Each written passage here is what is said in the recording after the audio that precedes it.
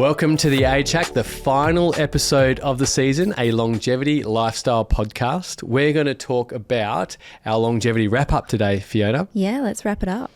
If you want to check us out, go and check out the Age Hack online or go to Instagram and look for the Age Hack _pod. Let's take it away. Let's get stuck in. Thanks, Fee. So, Fee, this is the final episode of our season 1 longevity podcast. Yeah, I know. I'm crying internally. Oh, well, you don't look like you're crying, but yeah, internally. Yeah. Hide it from the viewers. Yeah, I mean, it's been a lot of fun. It's been great fun. I've really enjoyed it. We've learnt things. We hope that the listeners have learnt with us as well. We've discussed about blue zones, what they're doing to live clinically proven longer lives than everybody else. Supplements. We've talked about Dr. David Sinclair, our favourite longevity sort of pioneer, and our second favourite. I was going to call him doctor, but he's not a doctor. He's Brian Johnson. He's awesome. The human experiment for longevity. But we've learned a lot, and we hope you have too, guys. Yeah. Yeah. And so what do you want to start with today? Well, I think you gave a really nice overview of some of the stuff we're going to dig into. Let's do it. Yeah, every week we've been kind of chatting about one of the blue zones, taking a little bit of wisdom. And I was thinking that we could start the wrap up by you telling me, if you had to live in one of the blue zones, now that you know a bit more about them, which one would you choose and why? It's put me on the spot here. I don't know a lot about Loma Linda, except is it 7-day Adventist, if I get it, can remember correctly. Yep. Then we've also got Icaria in America, off Greece. You've got, they're just such nice people. That's true. Yeah. You've got Icaria off Greece. You've got the new one, the manufactured blue zone Singapore, as well as Okinawa and Sardinia. Oh, wow. And Costa Rica. Right. Yeah. Actually, look, I wouldn't go Loma Linda because the 7-day Adventists, I'm just not part of that sort of community, obviously. And then Okinawa sounds great, but I don't speak Japanese. I love Singapore. Okay. So Singapore would be right up there for me, but it's hot. Sardinia, Greece and Costa Rica all seem really nice to me as well. It's tough. I'm going to say Sardinia because it just seems so amazingly relaxing and tropical. Yeah. And also, what about you? And also the Sardinian men live longer. Like really? They're the longest in the world. In the world. So, so I've picked, out of the 6, I've picked the place the best one for me, for the male. Longevity for men, yeah. What about yourself? What really tickles your fancy? I went straight for Icaria. Icaria. I want that like island lifestyle. I think I'd love the nutrition there. You love Turkish and Greek food. Yeah. So that's my cuisine of choice.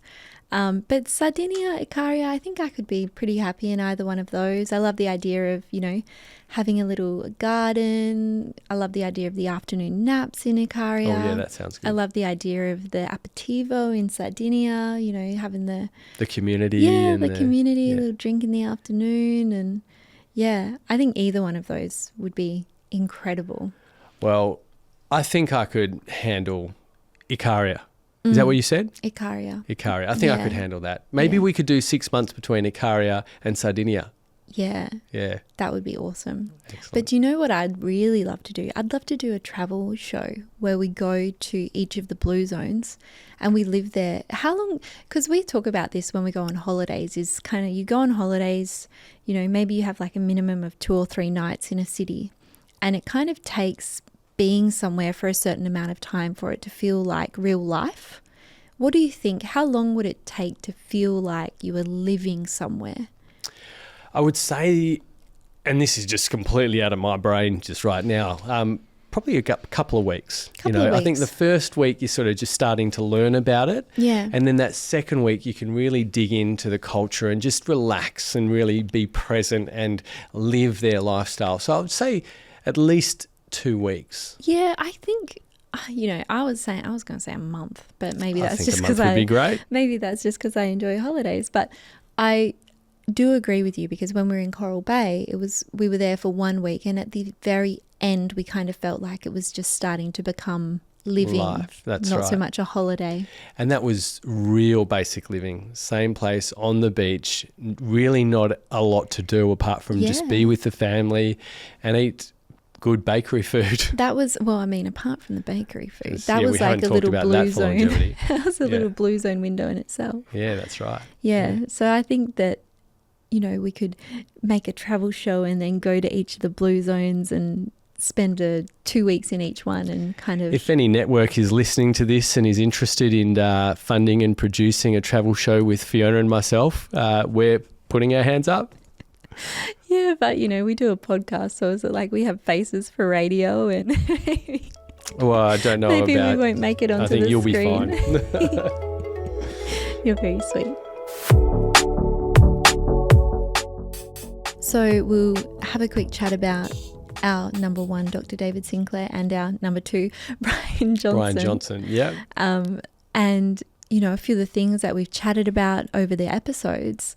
What's been your favourite takeaway from the Longevity Kings recently?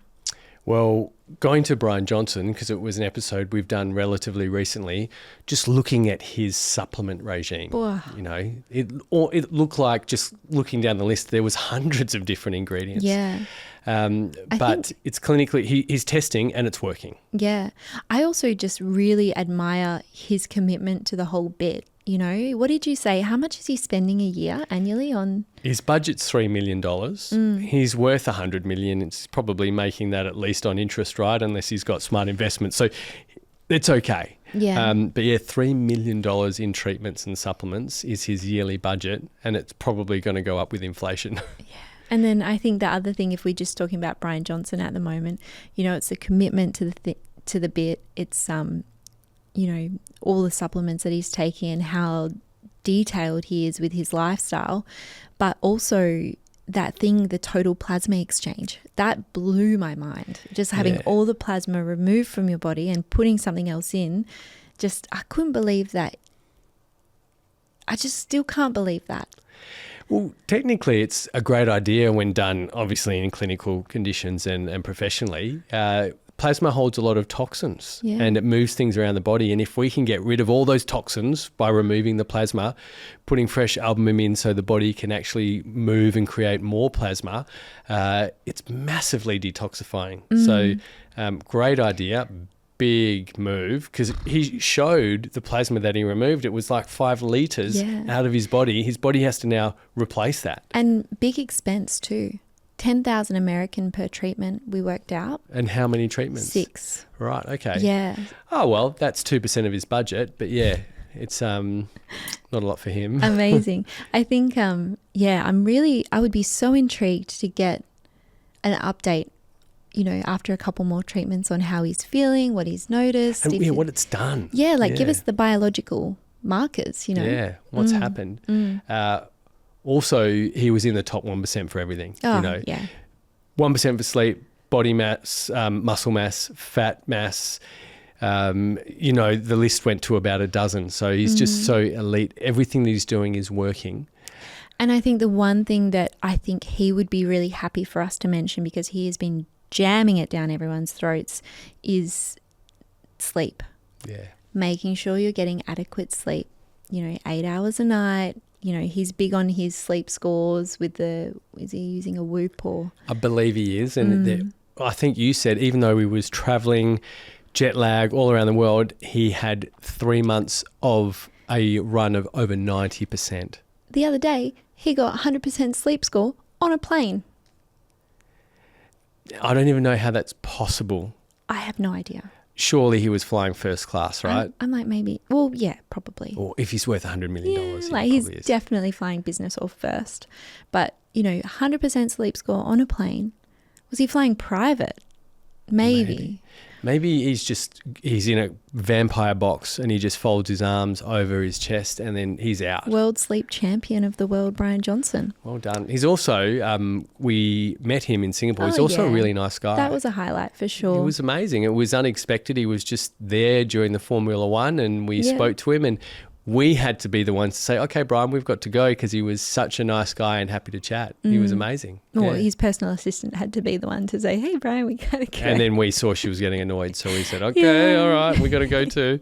And then we should talk about David Sinclair. David Sinclair. Well, he's the pioneer of longevity. He is. I think it's really important to say that 30 or 25 years ago, he discovered resveratrol in red grape skin. Yeah. And what it did is it protected DNA from degradation by protecting the end of the DNA called the telomeres. And instead of just stopping there, putting his study in, he was at Harvard University, he still is, he went down that rabbit hole to actually figure out chasing it. What is causing this anti-aging effect and what could be better used or enhanced to cause anti-aging. And he found it. It's nicotinamide adenine dinucleotide. It's NAD. Yeah. Yeah. And I think as well, if we're talking about David Sinclair, the thing that I really want to acknowledge about him is just his perseverance.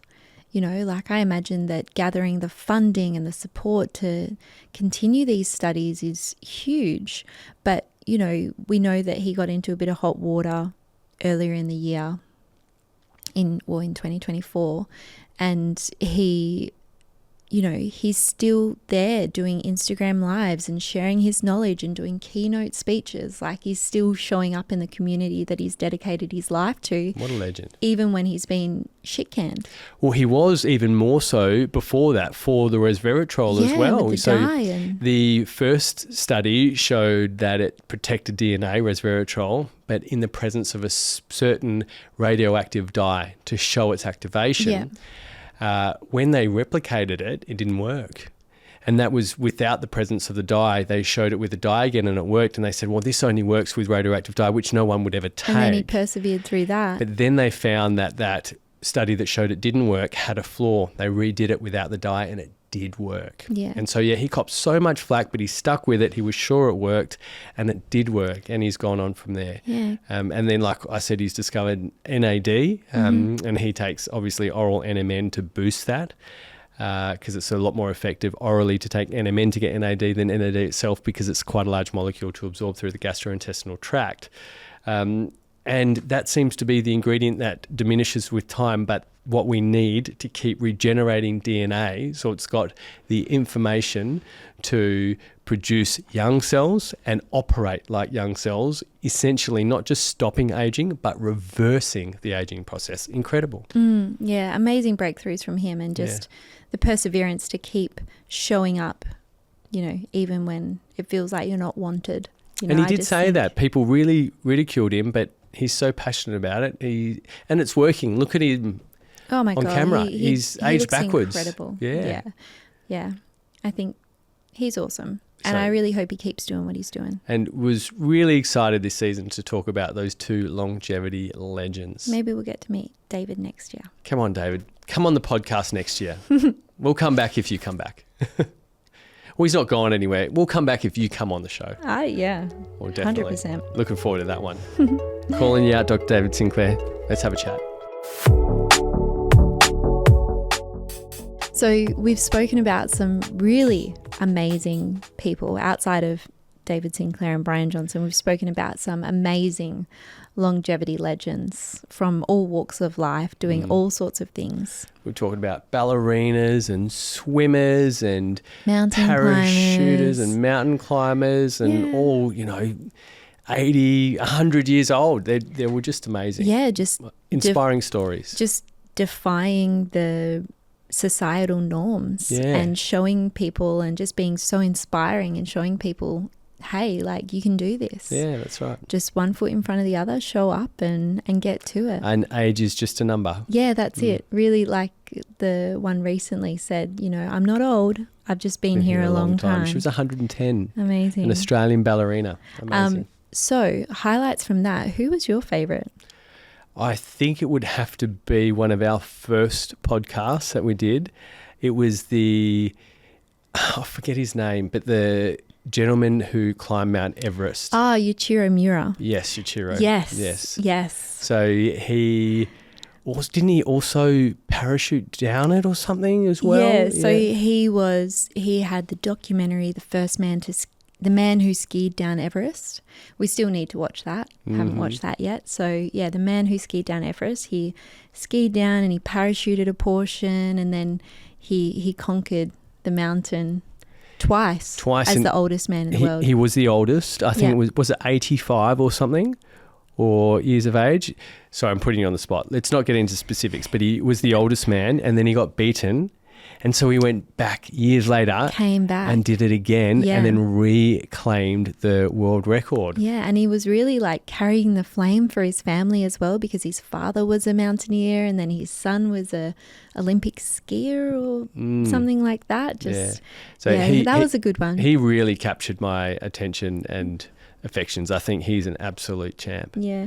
To be honest, I thought that you would have said Jim Arrington, the bodybuilder.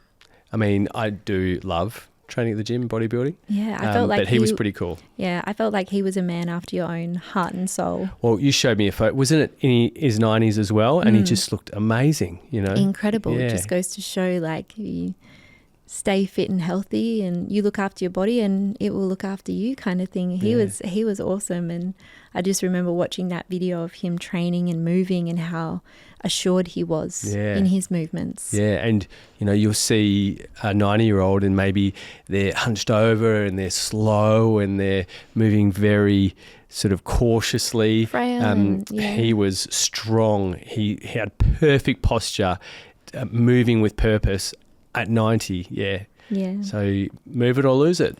Yeah, that's it. Move it or lose it. And one of his quotes, I think he was the one that said something about the burn, right? You have to feel the burn. That's when you know it's working. Was that what he said? That's right. And it's also feeling the burn, very good for mental acuity as well. So, you know, cognitive decline occurs really quickly after retirement. And so getting that burn in the muscle has been clinically shown to not just pause brain-related decline like dementia and Alzheimer's, but help to reverse it. So feeling that burn, what a legend. So he's helping his body and his brain. Jim Arrington, that was. And then I wanted to mention a couple of the ladies as well. And you very quickly mentioned the swimmer, Diana Nyad. We need to watch that documentary That's too. on That's Netflix. on Netflix. Moment. I mean, what a story of perseverance, right? Yeah, just against all odds, multiple attempts, jellyfish, thunderstorms. I just thought she was incredible. Sounds like the Netflix intro to the movie. Yeah, I think that's what they were showing in the trailer. Is that what you're referring to? Something like that. Annette Bening in that movie was Nyad. Yeah. Oh, okay. Anyway, that's not important. And then I think my favourite thing that she said was about the film and how it was about a 60-year-old woman who the world had, like, how did it go? She said something along the lines of the world had finished with her, but she hadn't finished with the world. Amazing. Just like so powerful. These people are just so inspiring. It's never too late, guys. Get out there and smash it. And then the beautiful Iris Apfel, the 97-year-old model or 92-year-old model. That's right. Yeah, she was just gorgeous, wasn't she? Just such a big spirit. Yeah, lots of energy. From New York. New York, yeah. A lot of cool people come from New York. I want to get a list. Yeah. Yeah, all the cool people from... She wasn't the only one that we talked about from New No, York. there was a few. Yeah, I think one of maybe the marathon runner was from New York, was she? I don't You remember. put me on the spot, I'm not too sure.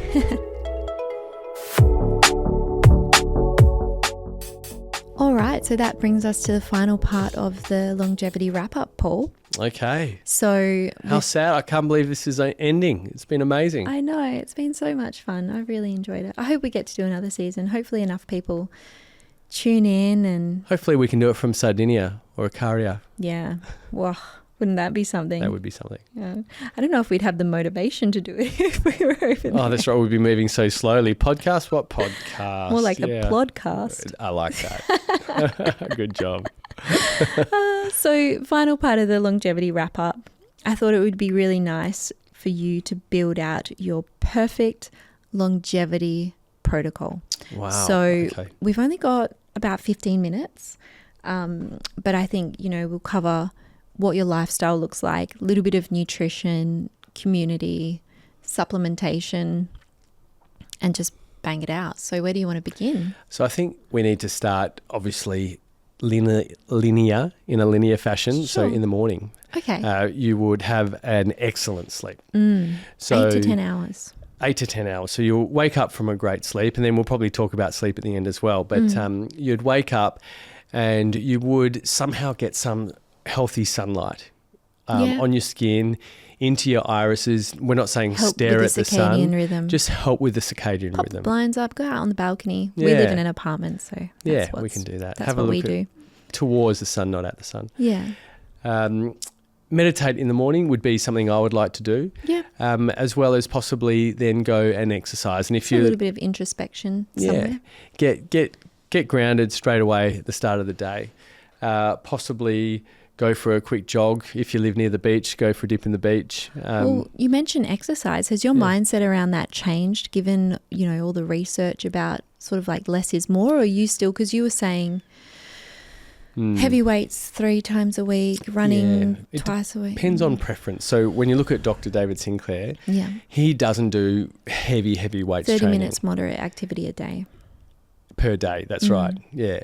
So I would be doing probably 3 heavy weight sessions because I like to hold a bit of muscle, and I really enjoy you have to do what you enjoy. And I find it's amazing for mental health. Any stresses, it can help relieve, and you can leave that energy in the weights room. It's really great for mental health. So I would like to possibly stack a decent cardiovascular run, 10 to 15 minutes, maybe a couple of kilometres to the gym as a warm-up before eating. I would then train at the gym for an hour. And then I would do HIT 10 10 minutes at the end. So, or even just maybe 4 sprints, and not long, maybe a 10-second sprint, then a walk, wait for the heart rate to go down again, do it again 4 times and get home. So stack a bit of a cardio, a weight session and a HIT 3 times a week. Not necessarily pushing too hard, but hard enough to put the body under a bit of stress, so it has to go and say, look, we need to get better and repair. I would have a nice collagen-based protein shake. So this is you breaking your fast? Are you doing some kind of fasting in this I would be protocol? fasting on the 4 days that I'm not training, but on the days that I'm training, I'd be having an organic fruit smoothie with some body balance collagen and some glutamine, because glutamine is responsible for repairing muscle tissue in the presence of amino acids. See, this is interesting because I would be, before I broke the fast, doing the olive oil with LIV and taking that and then having the smoothie maybe half an hour to an hour later. You're probably onto it there, because you can get home and wait half an hour before you get those aminos in, because the body burns a bit of body fat at that point, and then it switches to muscle tissue or gluconeogenesis. So you could maybe come home, have the LIV, which won't necessarily break the fast, then maybe put the olive oil in the shake and get that down.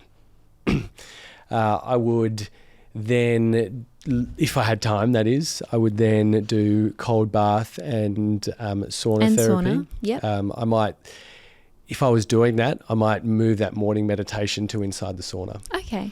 I would try and introduce some Wim Hof breathing at the same time to get that autophagy and the release and the destruction of bad cells out of the body. But also I believe that part of his ethos is doing that breathing prepares you to go into that cold environment, like mentally strengthens you, which I think is really cool.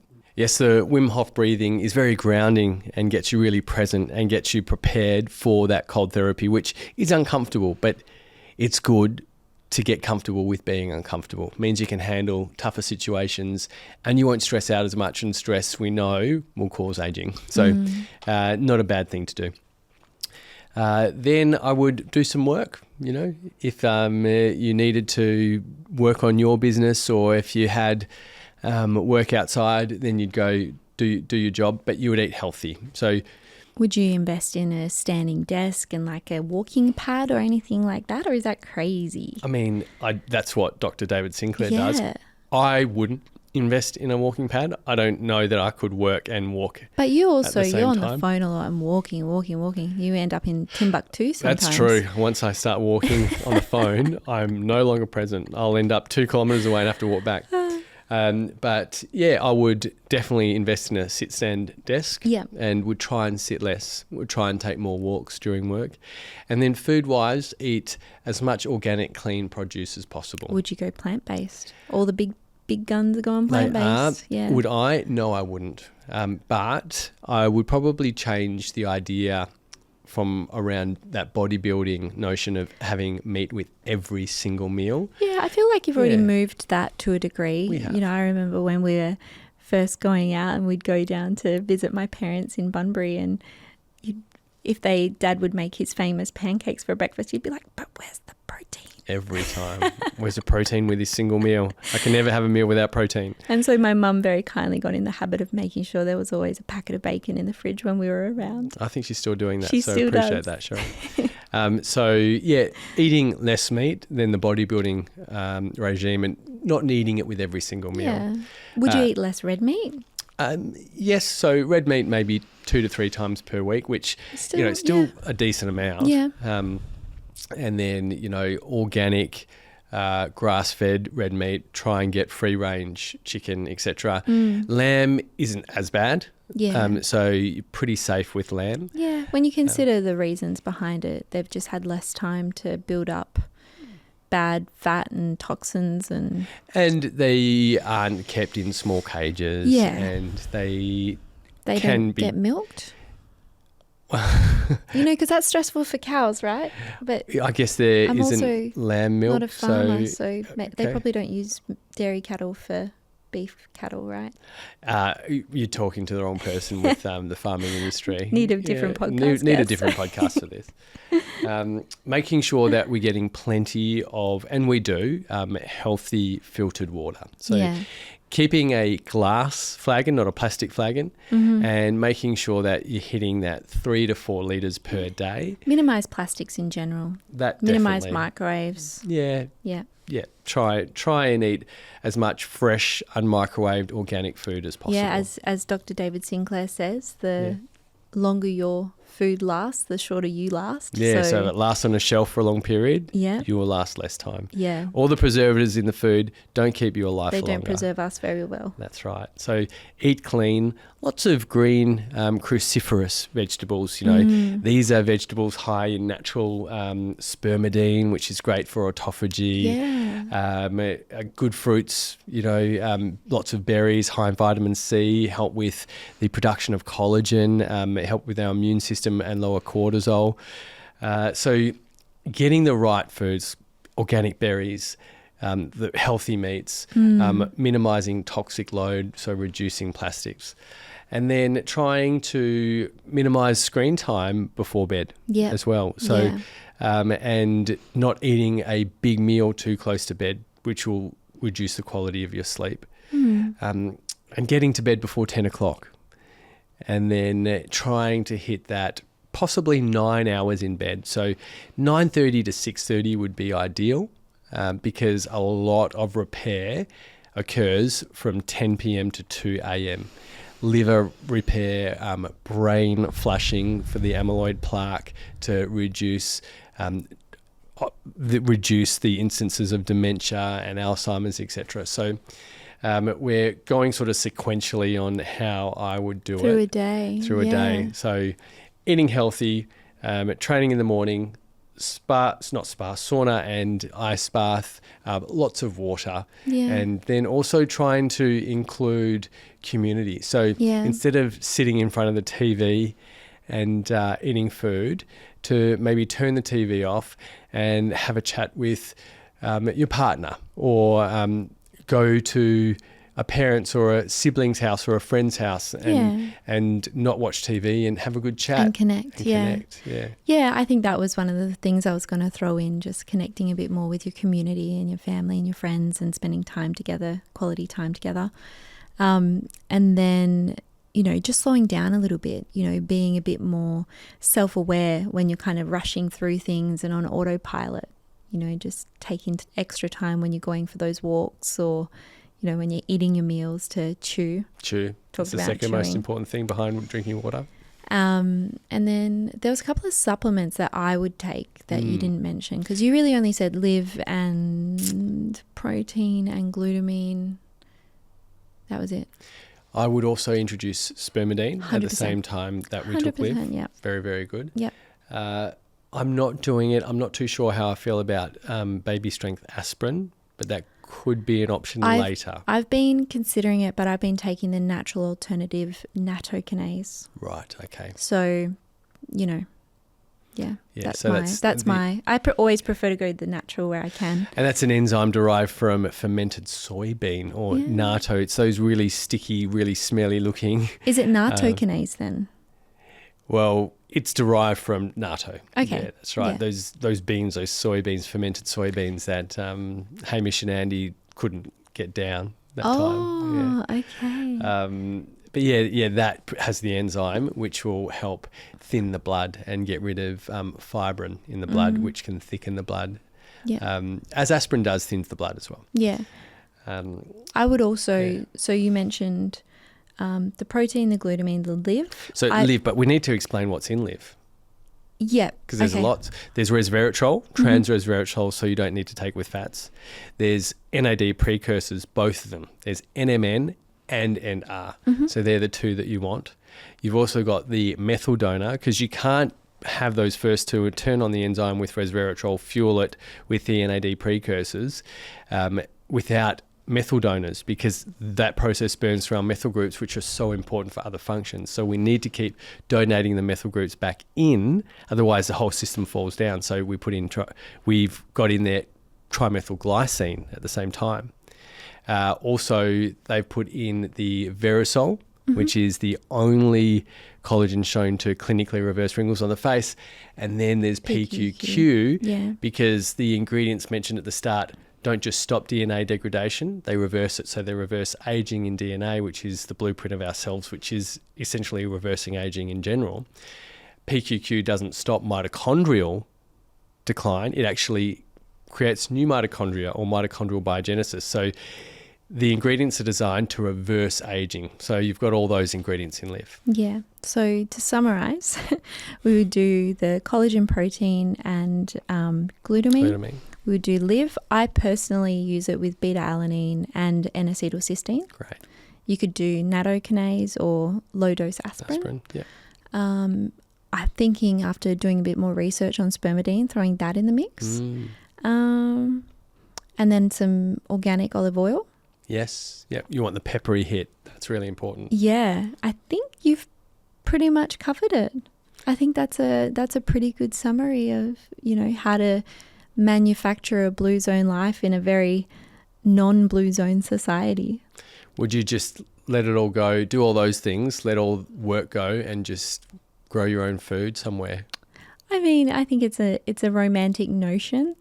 Is it practical? Is it practical? Probably not for most people. But I also love what we do. So it's kind of, you know, I think make it work within your framework. I think it's that. I think that you can have both. You know, you can have a really beautiful blue zone type lifestyle in a very non-blue zone society. I mean, they've proven that it's possible in places like Singapore.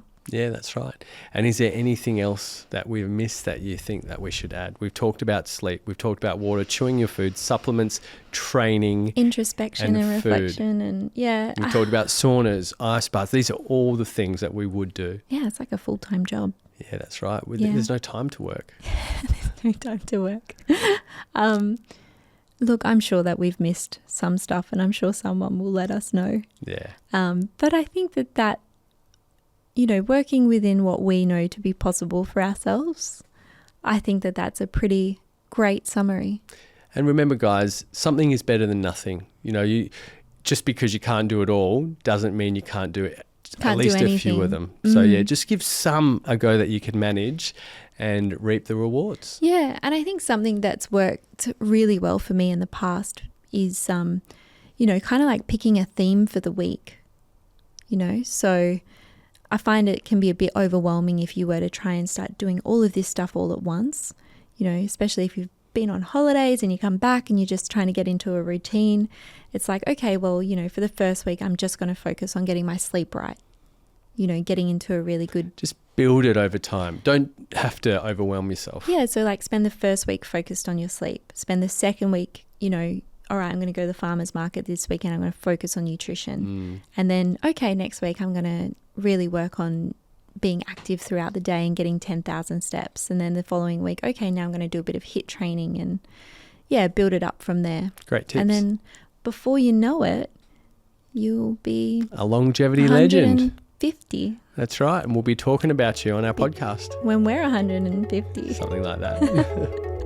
No, that's awesome.